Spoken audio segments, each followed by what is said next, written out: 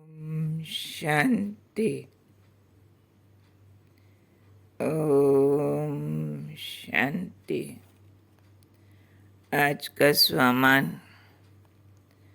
मैं निमित्त हूँ, निर्माण हूँ। ये भी प्यारे बाबा आज सेवाधारी की विशेषता बता रहे हैं। कल बताया सेवाधारी निष्काम चाहिए।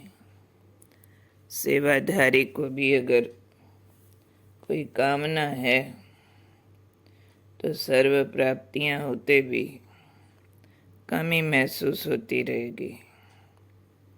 इसलिए सेवाधारी निष्काम चाहिए। इच्छा मात्रम अविद्या स्थिति सर्व प्राप्तियों से भरपूर करती है। आज निष्काम के साथ कहा, सेवा करने वाला निमित्त भाव रखे, निर्माण भाव हो। निमित्त भाव माना करने वाला मैं नहीं, बाबा कराता है, बाबा करा रहा है। और व्यवहार में भी निमित्त के साथ निर्माण, हम्बल, विनम्र, एकदम करके छिपा लेने वाला, जैसे कि मैंने कुछ नहीं किया, ऐसे वाला रूप सामने रखने वाला।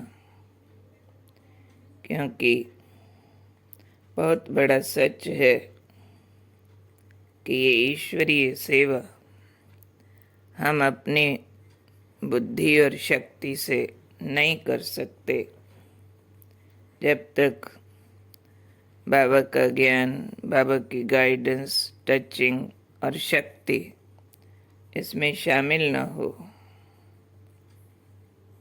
कराता बाबा, और बाबा ने कहा अगर सेवाधारी सेवा करते, ये संकल्प भी उठाते हैं कि मैंने किया, ये जैसे अमानत में ख़यानत हो गई ना, तो ये मैं पर नाना माना।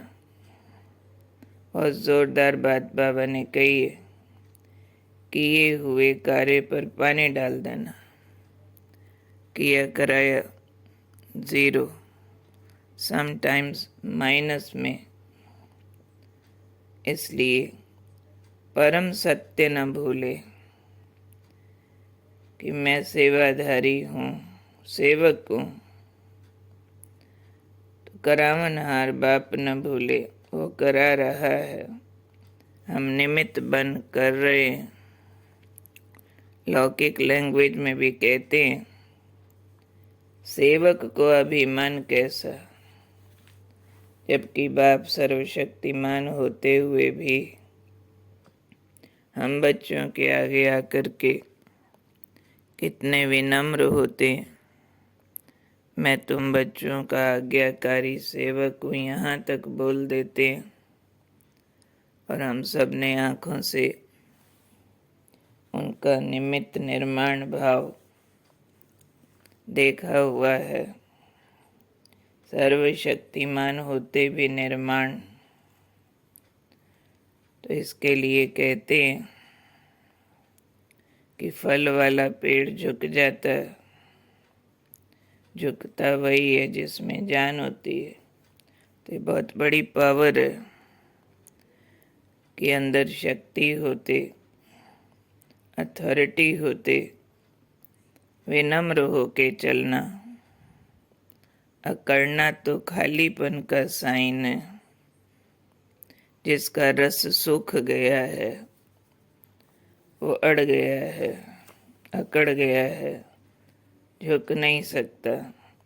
जिसकी मसल्स में जान नहीं है, वो झुक नहीं सकता। हड्डी कमज़ोर हो गई है, झुक नहीं सकता। तो हम सब ने तो अपनी मैंपन की हड्डियां गला दी हैं, और हड्डियां गला के ही सेवा कार्य प्रारंभ होता है। वरना हमारी सेवा ही क्या है। सेवा ही है आत्मशक्तियाँ जागृत करना, आत्मबल में रहना, यानी आत्म स्वरूप में स्थित रहना, देवभान के मैंपन से मुक्त होना करना, यही तो सेवा है। तो इसलिए उसका मूल बाबा ने कहा निमित्त भाव। ये भूले नहीं कभी, हम नहीं कर रहे हैं, कोई करा रहा है। मैंने नहीं किया, कोई करा के गया। हम करनहार बन किए जा रहे, वो कराए जा रहा है।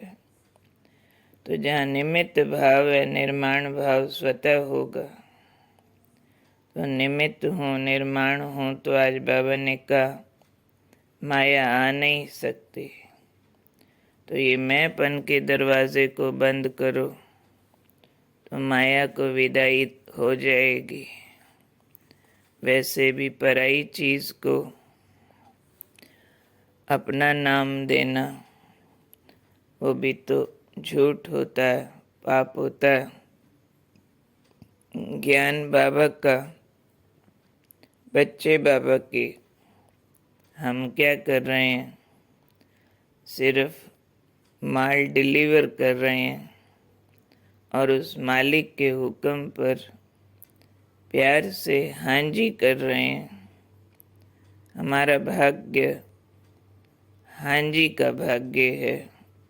हमारा भाग्य निमित्तपन का भाग्य है। हमें सेवा के नंबर इस बात के नहीं मिलेंगे मैंने कितना किया, इस बात के मिलेंगे करने के बाद कितना सरेंडर किया, कितना भूल गए कि मैंने किया। नहीं, सारी बड़ाई बाबा के नाम। हम तो सिर्फ शुक्रगुजार हैं कि आपने मेरा रथ यूज़ किया। हमें तो रथ यूज़ का ही किराया मिलने वाला है, काम तो वो करके जाता है, लेकिन वो करे नाम अपना रखाऊं तो ये तो और ही विक्रम हो जाता है। इसलिए सेवा भले कम करो भले ना करो, विधि पूर्वक करो, मैंपन से मुक्त होके करो, निमित्त भाव से करो, व्यवहार में निर्माण रहो, अपने गाने ना गाते रहो वारे मैंने ये वो कर दिया। तो बाबा ने कहा मैंपन आया तो सारे किए कराए पर पानी फिर गया। तो याद रहे करावन हार करा रहा है, हम निमित्त करन हार किए जा रहे। निर्माण होकर मैंपन के दरवाजे बंद, माया के दरवाजे बंद, क्योंकि मैंपन से सारे विकारों के दरवाजे खुल जाते हैं। पहले कामनाएं आती हैं, कामनाएं काम विकार के ही बच्चे हैं। कामना सामना करने की शक्ति नष्ट कर देती है तो क्रोध आता है। कामनाएं लोभ को जन्म देती हैं, फिर अपने किए से अटैच हो जाते हैं। इसलिए मैंपन के दरवाजे बंद करके निमित्त और निर्माण भाव से सच्ची सेवा करनी है। सदा याद रहे बाबा करा रहा, बाबा करा रहा, बाबा करा रहा, बाबा का किया बाबा के नाम। मैं तो एक छोटा सा इंस्ट्रूमेंट हूँ बस। ठीक है, क्या याद रखना है? मैं निमित्त हूँ, मैं निर्माण हूँ, करन करावन हार बाप है। हम तो केवल सरेंडर करते हैं, बाबा करा के चला जाता है। महिमा स्वीकार नहीं करनी है, बाबा को अर्पित कर देनी है। ओम शांति।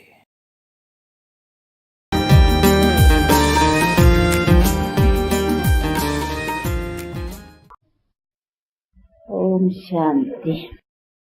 ऐसी महिमा कोई मनुष्य की नहीं होती है। गीत में सुना ना कि त्वमेव माताश्च पिता त्वमेव, अर्थात तुम माता पिता बंधु सखा सब तुम हो। तो ये कोई मनुष्य की महिमा नहीं है। ऐसी महिमा कोई भी मनुष्य को नहीं दी जा सकती है। भले देवता हो ना, तो देवता की भी ऐसी महिमा नहीं की जा सकती है, क्योंकि देवता भी समझो श्री नारायण है तो उनका बच्चा, हाँ, तो वो भी उसकी महिमा ऐसे कोई तुम्हें माता पिता या कुछ नहीं, जैसे वो भी अपना हर एक के माँ बाप होते हैं, वैसे देवताओं के भी बच्चे वो उनके माँ बाप। परंतु इस किस्म की महिमा एक ही परमात्मा की है। कोई भी देवता की भी या कोई मनुष्य की भी ये महिमा नहीं की जा सकती है। परंतु परमात्मा की भी क्यों महिमा है, किस लिए महिमा है, वो समझना है। उसको हम क्यों कहते हैं तुम माता पिता हम बालक तेरे, ऐसी ऐसी महिमा क्यों देते हैं। कभी तो हमारे जरूर है कि माता पिता बंधु सखा सबका आकर करके उसने संबंध का साथ दिया है, तब तो गाते हैं नहीं। बाकी ऐसे नहीं, परमात्मा की भी कोई ऐसे ही महिमा है। खाली महिमा का भी कोई अर्थ चाहिए ना, बिना अर्थ से तो मतलब गाते रहे और बोलते रहे, कोई मीनिंग नहीं हो तो उसमें भी कोई रहस्य तो रहा ही नहीं। तो जो भी हम परमात्मा की महिमा भी गाते हैं तो ये भी हमें मालूम होना चाहिए कि उसकी महिमा किस आधार पर है। जरूर हमारे लिए कुछ किया हो तब तो हम उसकी भी महिमा गाएं। तो हम परमात्मा की भी इस तरीके से जो महिमा गाते हैं, तुम माता तुम पिता तुम बंधु तुम सखा तुम सब, तो क्यों उनको तुम सब क्यों कहा है। उसने हमारे तुम सब बन के यानी सभी संबंध का हमको क्या उसने फायदा दिया है, तब तो हम उसकी महिमा भी यथार्थ समझे ना। तो अभी देखो अर्थ से अपन जानते हैं। तो ये तो महिमा भक्ति मार्ग में ऐसे करते आए हैं, लेकिन अपने पास अभी इसका ज्ञान है यथार्थ कि उनकी महिमा क्यों है।